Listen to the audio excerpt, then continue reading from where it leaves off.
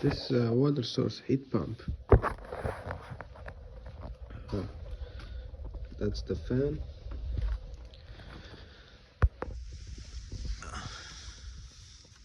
There is a coil inside. Evaporation coil is inside.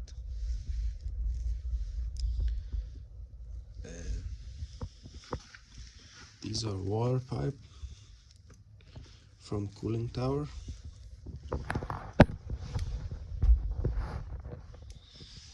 Goes in, out.